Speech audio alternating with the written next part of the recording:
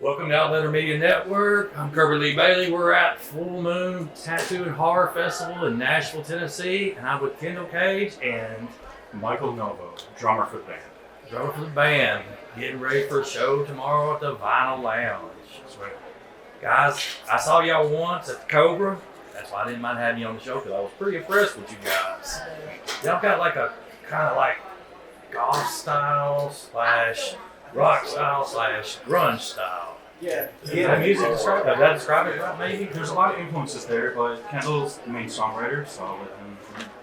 Yeah, just writing what I like and what we can all do together. It's grew up with a strong industrial influence. I just like to get weird.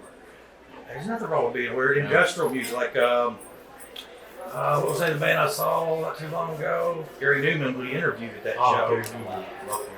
Yeah, he's an industrial guy now. Right. He's not playing here in my car like he did back in the 80s. No, he's evolved in such an awesome way. Like, the people that Gary Newman influenced, it's like he has surpassed them now. I was thinking about Nine Inch Nails, because Trent Reznor always just talked about Gary Newman and how cars inspired him, whatever. Yeah, but if you listen to Gary Newman's modern stuff, it's so heavy and industrial, more so than even Nine Inch Nails. I'm trying to remember who he opened for. It's a big band. Was it Ministry? It sure was. Ministry. It was in Cherokee and Nashville, North Carolina. Or, yeah, okay. I got that far right. A friend of ours was actually on that tour. Our buddy John Siren, the drummer, he plays in a lot of industrial bands. What was the band?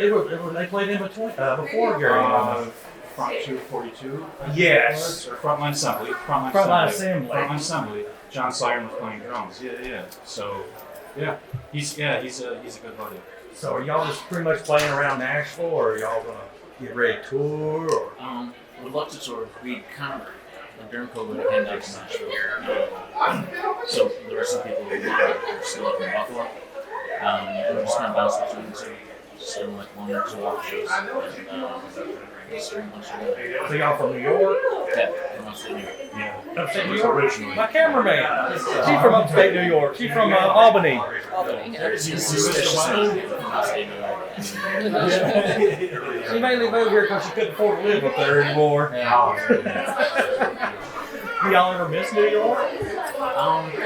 Kendall misses the snow. Yeah. He tries to bring it with him. I think Kendall actually brought the snow down here to Nashville. Yeah, the first show that we did. First show that we did, I in Nashville. We booked it, and there's like this snow pocket. So it was a couple years ago in January. It's just cold as hell. Like, 2 years ago. Yeah. Yes, 2 years ago. Fuck's sake, I'll never forget it because I wrecked her car to snow because we live in Knoxville. Do not live in Knoxville. Live in Nashville if you're going to have snow because Knoxville is nothing but giant hills. Yeah, right. You can't drive around. I apparently don't know how to show without a blizzard. Yeah. Is that the reason all those shows got canceled this past January? Did you book one this past January? Yes. I had 2 shows getting canceled on me. It's his fault. 100% his fault. So where all have you played here in Nashville? Besides the COVID. Dark Matter, which was an awesome venue. You know, I didn't know how to feel about it at first, just because I'd never seen a show there. I love playing at Dark Matter. And then we're playing Vinyl Lounge, which was the first time. Yeah, so far, like around here, it's just been like COVID a few times, Dark Matter, and trying to find one. I've not been. Have y'all been inside the Vinyl Lounge yet? No. Yeah, it's nice. I'm just wondering how the parking situation is for it. 'Cause Apparently, I'm always shocked at some of these places, and all of a sudden I'm paying more for the damn parking I have for the concert tickets in some of these places. I saw it. Don't hold me to this, but I was on their website last night, and they said something about like over 100 free parking spaces. So now this is on audio, so they have to hear me saying this. There's supposed to be 100 free parking spaces. You do know this venue hosts 500 something people now, and like I said, I'm doing the math. Like wait a minute. It's not enough. Listen, you got a carpool. Okay? Carpool people. But yeah, I did see something that there's supposedly like large lots that should go to park that don't cost money. Free parking for the show. Yeah, because I go on the website last night because I was checking out loading times and capacity and just what the venue is like. And I did see the parking. We fell for the basement has free parking, but you better be one of the first 20 cars there. Yeah, right. Free parking. First 5 spots. Free parking. That's about it. After that. You're not going to be free parking free in the basement unless you're one of the first 20. They finally caught on to us at Marathon Works. We had this free parking game going on there. Yeah, they figured that out. Yeah, back there in the back there. Oh, you knew about that too, huh? It doesn't exist now. You gotta get the phone out and scan it. I'll be damn. I begin to think the mafia owns the parking here in Nashville. Everything's always in Butterfly too. It's just sitting on the top. Yeah, it's pretty rough. The prices just keep going up and up. Yeah, I think they have it on lock across the board. I mean, we kind of caught up with the price of times around here recently, but how much it started to get expensive in Nashville compared to, after COVID all hit. So y'all moved here during COVID. So what made y'all decide to make that move? I had every excuse not to travel. So, I was working in the fire, like my job was considered essential. So, somebody gets to work at just shut everybody that way, get in the car So what do you like it a lot better here? I like the weather. It's very relaxing for me. I appreciate snow now because we had it for like a month. I didn't realize the amount of bugs.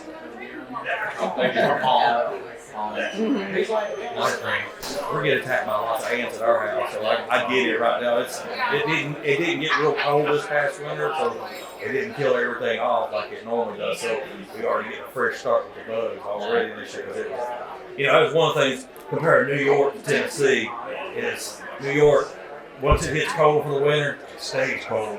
Yes. Nashville, Tennessee, you'll have a 30-degree day one day, and then it's 80 the next. You can't figure out what the hell this weather's doing around here. And it makes it a better thing. So who is y'all's main influences with y'all's music, like band-wise, besides, Well, I definitely moved past it. Probably like the biggest influence would be traditionals and that kind of stuff. Definitely inspired by this aspect of it, like so like I can play a few different instruments and actually write, but performance-wise and the sound so I write a song and film parts of it. Stuff I specialize in. I've always been drawn to like theatrical, and it's a fine line, when you try to do that, because it can really easily slip into corny, cheesy, try. But like bands like Rammstein, like I love Rammstein, and I think they do it the right way. Obviously, you already mentioned Manson and Nails. Manson Nails kind of harness that fun one, just tries to like evolve. Oh my god. But yeah, oh my god. When it comes to like drummers, I love Dave Gold. He can play so many styles. It's hard. A lot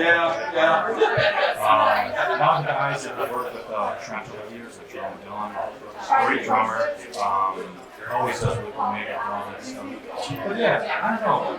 You kind of get stuck with like when you were younger, who really influenced you, and then as you grow and they go, you're still kind of there. There's all these new generations that come up, so it's like I know Kendall especially tries to, keep an eye and keep an ear on like who's new and what's new coming up. Especially shake the kid down and just find a way to listen to. Yeah, because you don't want to get stuck. You don't ever want to get stuck. Where you're saying the same, not growing. Yeah. Like one of my favorite theatrical bands right now that I really love, I love Avatar. Yeah. Oh, okay. Yeah. They're awesome live. They put on a hell of a show. You ever want to see a live, awesome show? Avatar. Yeah. Exactly. But it's not for everybody. For some of their music, it's just something. But they got a new album coming out every 2 years, and the concerts. You will get a show when you go see an Avatar show. That's the thing. Yeah. Something that Kendall and I think can agree on. We like putting on shows. We are natural performers. Yes, we are musicians.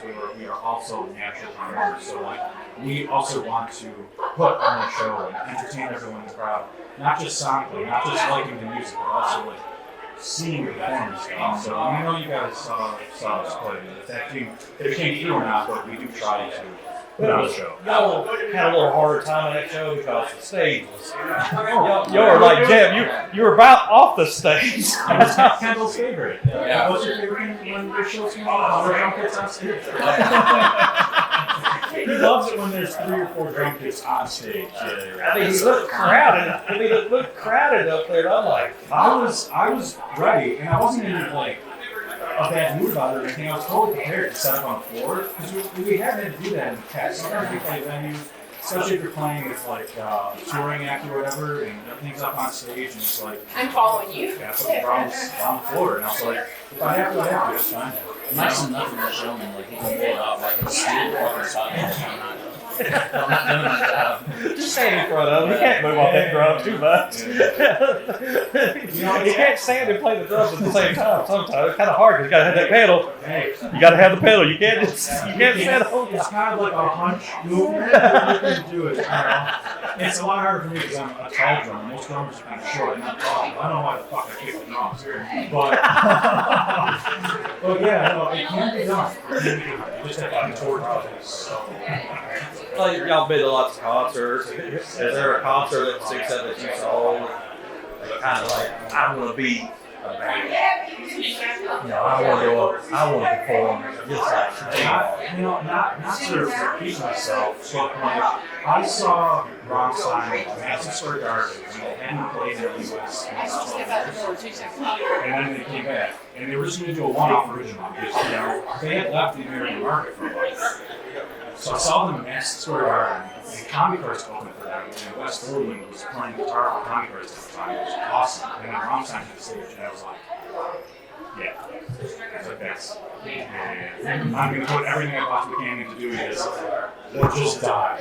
You know what I mean? So, but I'll say something else. I saw Slipknot a few years ago when they saw that Jay Weinberg playing the drums. It was the loudest concert I've ever been to in my life. It hurt.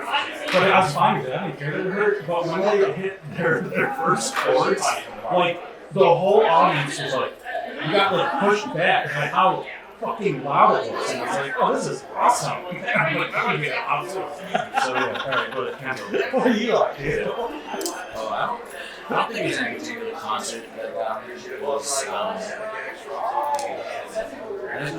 I got a lot of trouble as a teenager, and at the time, it was just watching and stuff like that, and it kind of got me.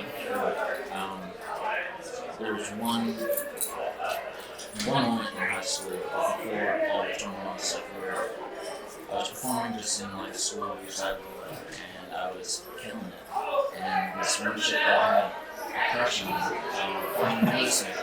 So I've been chasing the high ever since. It's just for the attention of women. That's all it comes to. Kiss got away with it for many years. And listen to all their songs. When I was young, I didn't catch up with it. I thought Love Gun was such a cool song, but it's all about catching with it. I mean, you think about it, I was like, man, Love Gun, this is a great song. Like, then when I got older, like, oh, you're talking about back with the whole time. Right. This motherfucker's smart. Same thing like Led Zeppelin and Van Halen stuff, right? And, you know, you get a little older, you guys like the words about the songs out, and you're like, oh, you're singing about what you want, and then what you did, and then what you still do. And it's all just girls on the stage. Well, see, back in the 80s, I'm kind of giving my age up a little bit. Like, my very first concert was Rat. Oh, okay. And they were the headliner, and there was this little small band from Jersey opening for them. I heard them, Bon Jovi. They hadn't hit it big yet. But back then, you had pyro flying all over the place. The water place to catch a blaze. Great White did burn down a building. Later on. That wasn't even the 80s. That was later on. They were reliving the 80s. They were reliving the 80s and made it 800. I was like, what the hell? No, you're supposed to do that stuff when you're at the top. Not in the little small meetings. They're not protected for this. No, it's not cool anymore either. It's not cool. It's not cool. You know, But like I said, I've been to some shows that have the pyro real, Kirby, like Parkside Drive is one of those. Boy, they bring the pyros to the show. And you will get a show when you see them. One cool show I saw one time, it's on a pyro with Star Set. I don't know if you've ever seen them. It's like thinking about, but I mean, I can go from there. You'll see me at this show, you'll see me at that show. Yeah, music, yeah. Like what you want to like. You never want to get stuck in just liking one genre or not being open to something because it seems cool or whatever. It's a little bit outside. Yeah, it's just go to whatever, support everybody, listen to everything. There's so much music. As long as you're getting laid. Yeah. He literally got a degree, right, for music, and then, he worked at recording studios, and he's been busting his ass trying to just become this incredible songwriter and producer and everything, and lyricist and everything you do, and it's just works. You're going to save your money and not go to college. Why else do we do what we do? Either you go for money or you go for women. Yeah, right. I've been told it's a scorpion. Hey, there's nothing wrong because Gene Simmons one time said if you're not in to make money, I just will give it away free. No, you gotta make a living out of it. We're going the opposite way though. Yeah, we're just trying to go as broke as we possibly can and get the least amount of attention from girls that we possibly can. Yeah. We're actually really great at that. I will say that that's one of our strongest things is to just go broke and the girls not like us. Women tend to not like money. I mean, my camera person, she didn't like me, so I started making a little bit of money. No, it's like all those cans I'm picking up on the side of the road are making money. It's a shirt. It's a shirt. It's a shirt. Yes. It's the shirt. Like she wears my shirt sometimes. Oh, there you go. Don't cover those up. He might write a song about them. He might get an order of chicken tenders. Okay, I'm sorry. All right. I've been excited for tomorrow, and we cannot wait to catch y'all again. Thanks for coming on the show, and we will see y'all tomorrow night. Awesome. Same with you. Yes. Be at the Vinyl Lounge tomorrow night.